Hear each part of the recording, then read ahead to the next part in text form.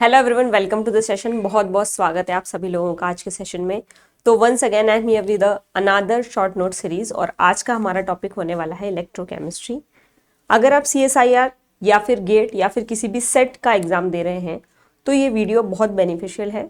आप इसी वीडियो के अकॉर्डिंग अपने शॉर्ट नोट्स को मॉडिफाई कर सकते हैं, बना सकते हैं, इसमें थोड़ा सा और मॉडिफिकेशन करके अपने एक जो है सीरीज स्टार्ट कर सकते हैं अपनी खुद के लिए। ठीक है, तो आगे बढ़ने से पहले मैं आपको एक चीज़ बता देना चाहती हूँ कि अगर आप दिसंबर 2025 के लिए तैयारी कर रहे हैं तो आपको टेस्ट सीरीज़ और लेक्चर सीरीज़ इन सभी की ज़रूरत पड़ेगी। अगर आपने अभी तक जो है पूरा कोर्स नहीं लिया है तो क्रैश सीरीज़ आपकी अवेलेबल है, यहाँ पे प्राइस भी लिखा हुआ है आपको। लेक्चर सीरीज़ अगर आपको चाहिए तो लेक्चर सीरीज़ भी अवेलेबल है। इसी के साथ में एक्सक्लूसिव टेस्ट सीरीज़ भी अवेलेबल है 600 रुपीज़ में। ठीक है, तो अगर आप वेबसाइट पे जाएंगे तो इन सब की डेफिनेशन जो है सबका डिस्क्रिप्शन आपको मिल जाएगा। ठीक है, तो ये ध्यान रखिएगा, ये तीनों चीज़ें आपके लिए अवेलेबल है। अब हम बढ़ते हैं आगे और स्टार्ट करते हैं हमारा। हाँ, तो देखिए फिर स्टार्ट करते हैं हम लोग। तो सबसे पहला और सबसे बेसिक इसमें आते हैं फैराडेज लॉ ऑफ इलेक्ट्रोलाइसिस। इसमें आपके दो नियम आते हैं जो आप सभी को पता है, W=ZIT, Z=M/NF। अब आपको क्या करना है, जब आप खुद लिख रहे हैं आप ये मेंशन करें ये डिपॉजिटेड मास है। अब मैं एक बार लिख रही हूँ, आप ऐसा सब में अपने हिसाब से देख के नोट्स में से लिखिएगा। ठीक है, ये आपका इक्विवेलेंट वेट है, ये आपकी करंट है, ये आपका टाइम है। इसी तरीके से W=ZQ भी लिख सकते हैं हम, ये भी बन जाता है एक। ठीक है, Z बराबर मैंने लिख रखा है, Z का क्या फॉर्मूला है, इक्विवेलेंट वेट का। मोलार मास, ये क्या है आपका मॉलिक्यूलर वेट, और ये आपका क्या है फैराडे का कांस्टेंट। N आपका क्या है वैलेंसी फैक्टर। तो ये सब चीजें ना आपको मेंशन करनी है अपने शॉर्ट नोट्स में। ठीक है, अब यहाँ पे ये सेकंड लॉ आ जाता है इसका। सेकंड लॉ क्या कहता है, सेकंड लॉ में हमने क्या किया, I और T को सेम रख दिया। मतलब आपका चार्ज अगर हम सेम फ्लो करें तो आपके पास इस तरीके का फॉर्मूला बनता है, W directly proportional to Z। सारी चीजें इसमें लिखी हुई है। ठीक है, अगला देखिए, नेक्स्ट आता है इसमें मोलार एंड इक्विवेलेंट कंडक्टेंस। तो मोलार कंडक्टेंस का फॉर्मूला है ये, इक्विवेलेंट कंडक्टेंस का फॉर्मूला है ये, K/1000/N नॉर्मलिटी है, ये आपकी क्या है मोलारिटी। ठीक है, कॉन्सेंट्रेशन टर्म्स ये आपको पता है, स्पेसिफिक कंडक्टेंस या हम इसको क्या बोलते हैं कंडक्टिविटी। एक चीज और कीजिएगा, सबके यूनिट साथ में लिखते हुए चलिएगा। इन जनरल आप बोल सकते हो λ=K/C, ये आपकी क्या है मोलार एंड इक्विवेलेंट कंडक्टेंस।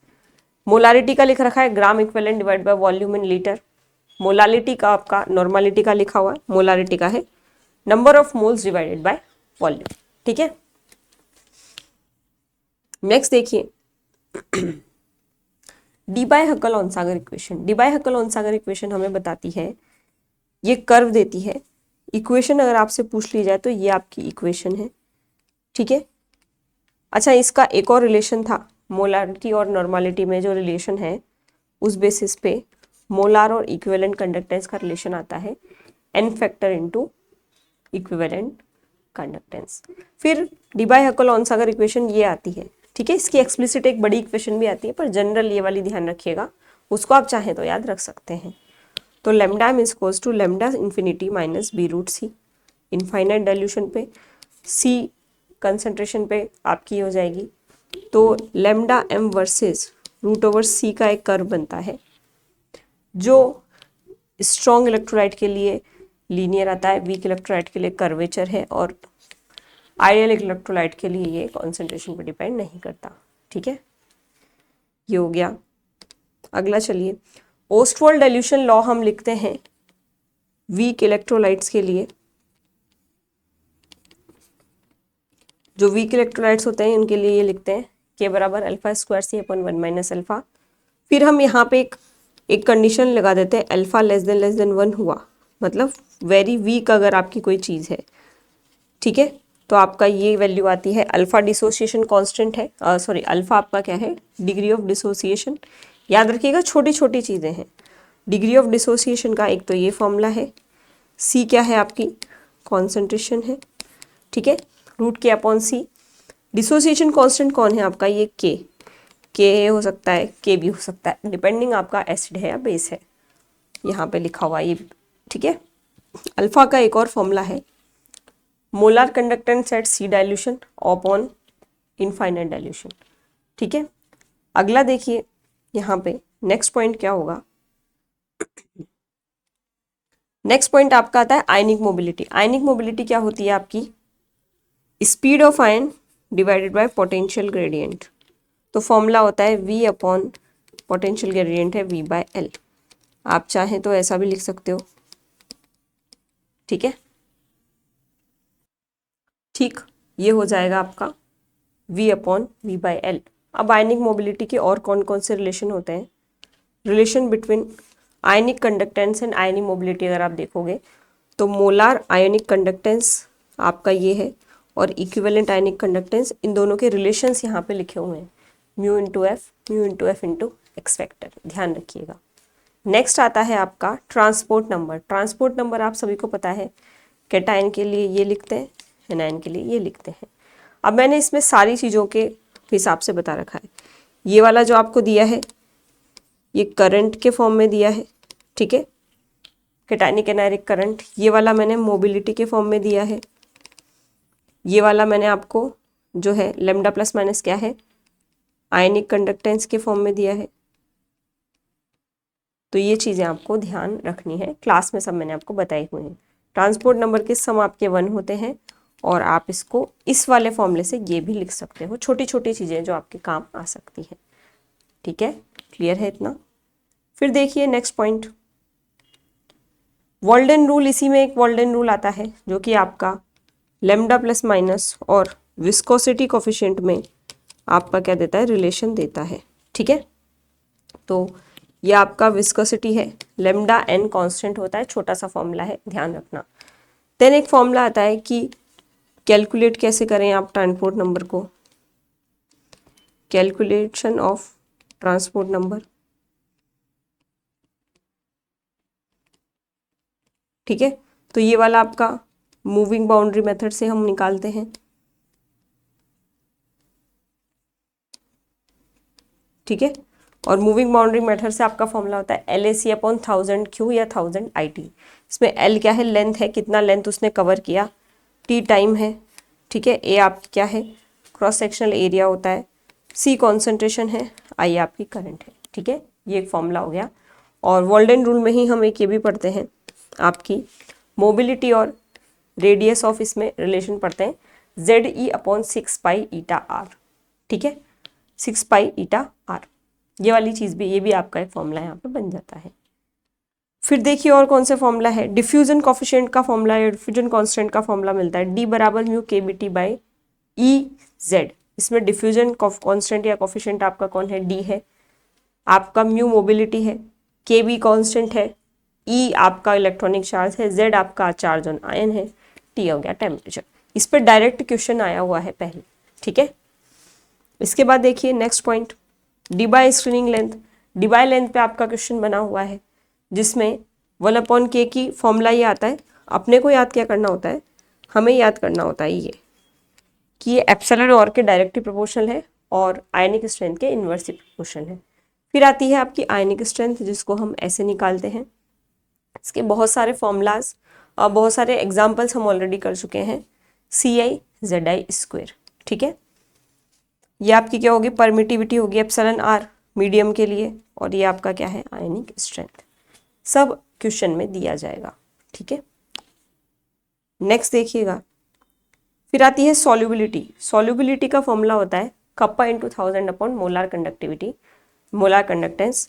अब अगर मोल पर लीटर में आपसे ये पूछा है तो हम ये लिखेंगे, लेकिन आपसे ग्राम पर लीटर में पूछा है तो मैंने आपको पढ़ाया हुआ है कि यहाँ पे हम मोलार मास ऑफ सॉल्यूट से इसको मल्टीप्लाई कर देते हैं। फिर सॉल्युबिलिटी के साथ साथ एक चीज़ आती है जो कि है आपका सॉल्युबिलिटी प्रोडक्ट, जिसे हम KSP से डिनोट करते हैं, और ये है AX/BY टाइप के सॉल्ट के लिए जो आपको XAY प्लस दे और YB X- दे। तो ये जो लिखे हुए हैं यहाँ पे ये एक्चुअली इसके कोफिशिएंट्स हैं, ठीक है। ये भी मैंने आपको क्लास में बताया हुआ है, क्लियर। अगला पॉइंट देखिए, स्टैंडर्ड गिब्स फ्री एनर्जी। अगर हम इलेक्ट्रोकेमिस्ट्री के बेसिस पे पढ़ें, सेल के बेसिस पे, तो फॉर्मूले ये सारे ही इंपॉर्टेंट है। एक को याद रखो, सारे एक जैसे ही फॉर्म है, एक ही फॉर्म से हम डिफरेंट फॉर्म्स निकाल सकते हैं। डेल्टा जी नॉट बराबर minus R T L N K, ये के एक्चुअली के इक्विलिब्रियम होता है। फिर यही इसका रूप है, ई नॉट सेल बराबर आर टी एल एन के इक्विलिब्रियम। अगर आपको स्टैंडर्ड सेल पोटेंशियल निकालना हो तो ये फॉर्मूला आता है। इसी को एल एन के फॉर्म में निकालते हैं तो ये लिख देते हैं हम, और इसी को आगे जाके हम, ये स्टैंडर्ड फॉर्मूला बनता है कब, जब आपका कब बनता है, जब आपका रेट कांस्टेंट क्यों लिखा है भाई हमने यहाँ पे हम लिखेंगे इक्विलिब्रियम कांस्टेंट। ठीक है, दिस इज इक्विलिब्रियम कांस्टेंट। तो इक्विलिब्रियम कांस्टेंट के इक्विलिब्रियम जो आपका बनता है वो होता है NF अपॉन 2.303 RT, मतलब ये जो वैल्यू है ये आपकी 298 केल्विन पे। स्टैंडर्ड पोजीशन, स्टैंडर्ड आपकी जो रिलेशंस है, कंडीशंस है, उनमें ये रिलेशन आपका रहेगा। ठीक है, ये भी ध्यान रखिएगा। ये सब आपने पढ़ रखा होगा तो आपको क्लिक होगा फटाफट और आप रिवाइज कर पाएंगे। नहीं पढ़ रखा है तो पहले आपको एक बार पढ़ना पड़ेगा। ठीक है, मेरा मोटो इतना है कि मैं आपको पूरे सब्जेक्ट, पूरे टॉपिक के फॉर्मूलास एक जगह लाके दूं। अब इसको अरेंज कैसे करना है ये आपकी जिम्मेदारी। ठीक है, मैंने वैसे कर दिया है, बस इसमें आपको चीज़ें मेंशन करनी है कि इसकी वैल्यू ये होती है, इसकी वैल्यू क्या है, इसकी वैल्यू क्या है, ये सब आपको मेंशन करके रखना है। ठीक है, नेक्स्ट देखिएगा, इसके बाद नर्स्ट इक्वेशन आती है, is equals to E not R T L N, R T by N F L N Q, जिसमें क्यू आपका क्या होता है, रिएक्शन कोशेंट होता है। और जैसे ही इक्विलिब्रियम आता है तो ये कोशेंट किस में कन्वर्ट हो जाता है, इक्विलिब्रियम कांस्टेंट में कन्वर्ट हो जाता है। फिर हम ई की जगह 0 लिख देते हैं। ठीक है, ये सब आपको लिखना है। एट 25 डिग्री सेल्सियस इन सब की वैल्यू पुट करेंगे तो 0.0591 अपॉन एन आ जाता है। एन क्या है, number of electron exchange during overall reaction, की ओवरऑल रिएक्शन में आपके कितने इलेक्ट्रॉन्स का एक्सचेंज हो रहा है। उसी के बेसिस पे देखिए, डेल्टा जी बराबर delta H plus T delta S होता है। डेल्टा एस की वैल्यू हम यहाँ से उठा के रखते हैं।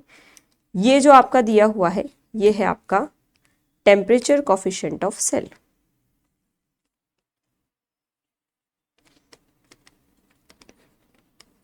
ये भी मैंने आपको काम बताया हुआ, delta S by N F. Temperature coefficient क्या है, cell D E by D T at constant pressure. ये वैल्यू जब आप यहाँ रखोगे तो आपको डेल्टा जी का भी एक्सप्रेशन मिल जाएगा। इजी सी चीज़ है। ठीक है, फिर आती हैं आपकी रेफरेंस इलेक्ट्रोड्स। रेफरेंस इलेक्ट्रोड्स के टाइप्स जो हैं मैंने यहाँ पे 3-4 लिखे हुए हैं ताकि कभी आपके सामने आए तो आप पहचान पाएँ इस चीज़ को। तो रेफरेंस इलेक्ट्रोड्स में कौन कौन आता है, स्टैंडर्ड हाइड्रोजन इलेक्ट्रोड आता है शी H2 के लिए। फिर कैलोमल इलेक्ट्रोड आता है जिसमें KCl Hg2Cl2 Hg सॉलिड ये होता है, पेस्ट भरा हुआ होता है। फिर सिल्वर क्लोराइड AgAgCl का आता है, यहाँ पे लिखा है। और एक हम पढ़ते हैं मर्क्यूरस सल्फेट इलेक्ट्रोड, तो K2SO4 H2SO4 और Hg2SO4 और Hg। तो रेफरेंस इलेक्ट्रोड्स हैं, इनकी मैंने यहाँ पे मेंशन कर दिए हैं। आपको इनकी जो रिएक्शन इक्वेशंस हैं वो ध्यान रखिएगा, ऑक्सीडेशन रिडक्शन वाली, है ना, बाई चांस उससे क्वेश्चन बन जाए आपका। ये रहे आपके रेफरेंस इलेक्ट्रोड्स के बारे में बात। फिर आते हैं आपके शी के लिए, मैंने बता रखा है शी की आपकी होती है -0.0591 pH अगर उसका आपको ई सेल निकालना हो, इलेक्ट्रोड पोटेंशियल। फिर आती है एक्टिविटी। एक्टिवी वही AX/BY टाइप के सॉल्ट के लिए अगर आप लिखोगे स्टोइकियोमेट्री की बेसिस पे आप ये चीज़ें लिख सकते हैं, x की पावर x, y की power y। Gamma plus minus ये क्या है आपका मीन आयोनिक एक्टिविटी कोफिशिएंट। और ये m क्या है, मोलालिटी, बेसिकली कॉन्सेंट्रेशन टर्म है जो आपको देते हैं। ठीक है, आगे देखिए। अच्छा, आगे बढ़ने से पहले मैं आपको ये बता देती हूँ कि आई थिंक ये चीज़ें हमारी इतनी हैं। अब टारगेट अगर आपका दिसंबर 2025 वाला और अगला जून 2026 वाला अगर आप टारगेट कर रहे हैं तो this news is for all the students जो अगला एग्जाम भी देने का सोच रहे हैं। Super emotion 6.0 batch IFS start कर चुका है केमिस्ट्री के लिए, जो कि 10 नवंबर से स्टार्ट हो चुका है, यानी कि लास्ट वीक से, ठीक है। और इस पे आपको फिलहाल फ्लैट से 50% ऑफ नहीं मिल रहा, 20% ऑफ आपको यहाँ पे मिल, ध्यान रखिएगा, है ना। आपको कूपन कोड क्या यूज़ करना है, IFAS20, और आपको इस बैच में शामिल हो जाना है हमारे साथ में, सो दैट आप जून वाले प्रिपरेशन बहुत अच्छे से कर सकें। आई बात समझ में। अब यहाँ आ जाइए, इसमें जो एक चीज़ मुझे मिसिंग लगी है वो है, इसमें कॉन्सेंट्रेशन सेल्स के बारे में थोड़ा सा मैं शायद अप्लाई करना रह गया। तो आपका काम है कॉन्सेंट्रेशन सेल जो होते हैं आपके, है ना, 2 टाइप के, इलेक्ट्रोड और इलेक्ट्रोलाइट।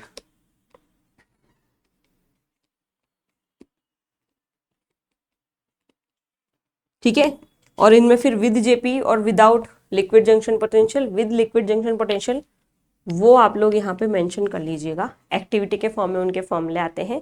बाकी सारा इलेक्ट्रोकेमिस्ट्री मैंने यहाँ पे कंक्लूड कर लिया है, ठीक है। तो I hope you will like this video, इसको पढ़िएगा अच्छे से। कुछ डाउट्स अगर होंगे तो कमेंट बॉक्स में बिल्कुल टाइप कीजिएगा, और मुझे ये भी बताइएगा कि नेक्स्ट आपको कौन सा टॉपिक के शॉर्ट नोट्स चाहिए, ठीक है। तो ये ज़रूर से ध्यान रखिएगा। एंड बैच स्टार्ट हो चुका है, इसका भी ध्यान रखिए अगर आप प्रिपरेशन कर रहे हैं तो। चलिए, तो तब तक के लिए bye bye, thank you. Next आपका टॉपिक जो बताओगे आप, उस हिसाब से उस सीरीज़ में आपसे मुलाकात होगी। तब तक के लिए bye bye and all the best.